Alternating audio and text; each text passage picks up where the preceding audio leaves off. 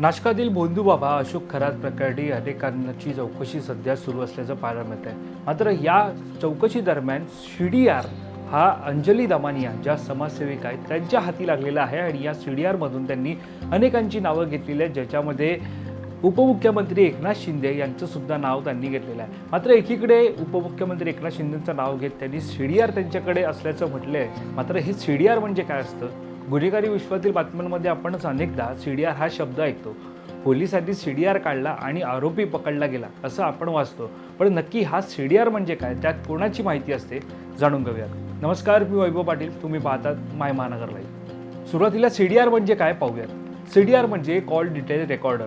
हा एक प्रकारचा मेटा डेटा असतो, म्हणजे ते तुमचं एक प्रकारचं संपूर्ण संभाषण असतं.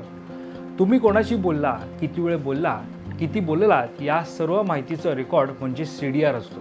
फोन कोणत्या क्रमांकावरून केला गेला, कोणत्या क्रमांकावर केला गेला, किती वेळा कॉल रिसीव्ह केला गेला, कॉल सुरू होण्याची वेळ काय, कॉलचा एकूण कालावधी याची माहिती यात असते. त्याशिवाय किती नंबरांवर मेसेज पाठवण्यात आले, कोणत्या नंबरावरून मेसेज पाठवण्यात आलं, किती मेसेज रिसीव्ह करण्यात आले याची डिटेल यात असते. CDR मध्ये आता जाणून घेऊयात काय असतं आणि काय नसतं.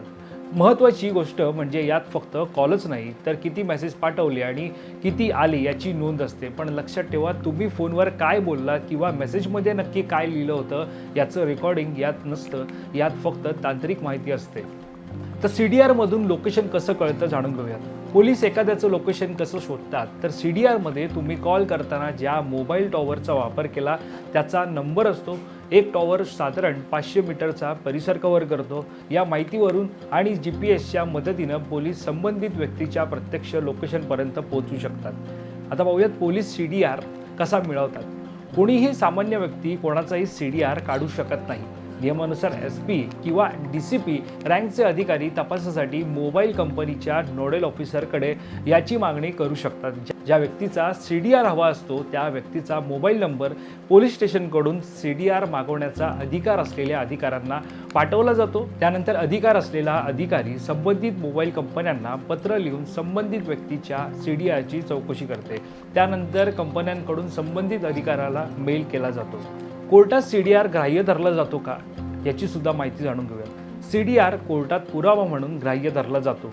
पुरावा कायदा 1872च्या कलम 65B नुसार इलेक्ट्रॉनिक्स रेकॉर्ड म्हणून हा कोर्टात सादर करता येतो. फक्त या पुराव्यासोबत कोणतीही छेडछाड झालेली नाही असं प्रमाणपत्र पोलिसांना द्यावं लागतं.